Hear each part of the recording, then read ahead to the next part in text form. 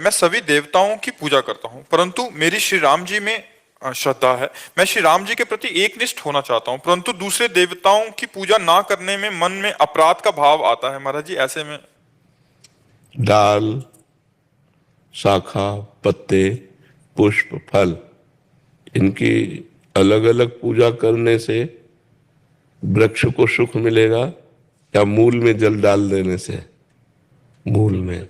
तो ऊर्ध मूल मधा शाखा मश्रुत्थम प्राहुरभ्यम, भगवान ने गीता में 15वें अध्याय में कहा, मैं सबका मूल हूं, भगवान से ही सब है। जा पर कृपा राम की हुई, ता पर कृपा करे सब कोई।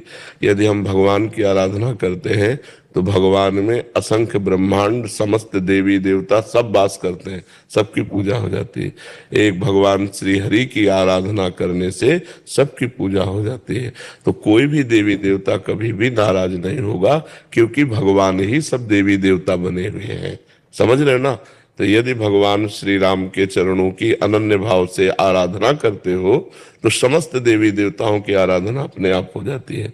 लेकिन किसी देवी देवता की आराधना से संपूर्ण आराधना नहीं होगी, क्योंकि आप उसे एक नामधारी देवता केवल समझ रहे हैं। अगर उसमें भगवान भाव कर लो, जैसे गोस्वामी जी कह रहे हैं, जड़ चेतन जग जीव जत सकल राम में जाने।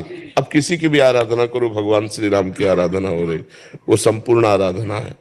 भगवान की आराधना संपूर्ण आराधना है।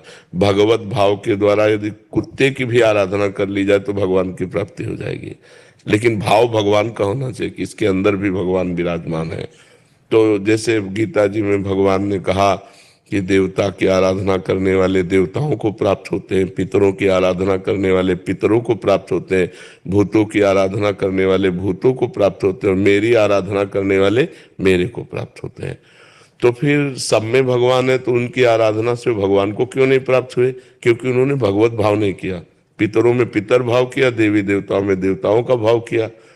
तो हमें चाहिए कि हम, जैसे गोस्वामी तुलसीदास जी ने सबकी वंदना की है विनय पत्रिका में, लेकिन सबसे यही मांगा कि सिया राम के चरणों में प्रेम हो। अगर हम किसी देवी देवता की आराधना करें भी तो हम उन्हें भगवान के भाव से देखें कि भगवान इस देवी के रूप में, इस देवता के रूप में है, और उनसे वरदान यही मांगे कि हमारे इष्ट में हमें प्रीति प्राप्त हो। जिनको हमने इष्ट माना, राम श्याम शिव जो भी, उनमें हमारी प्रीति प्राप्त हो, कोई अपराध नहीं है। देवता स्वार्थी थोड़ी है। भगवान श्री राम की पूजा करने से समस्त ब्रह्मांडों की पूजा हो गई, क्योंकि भगवान ही सब रूपों में विराजमान है।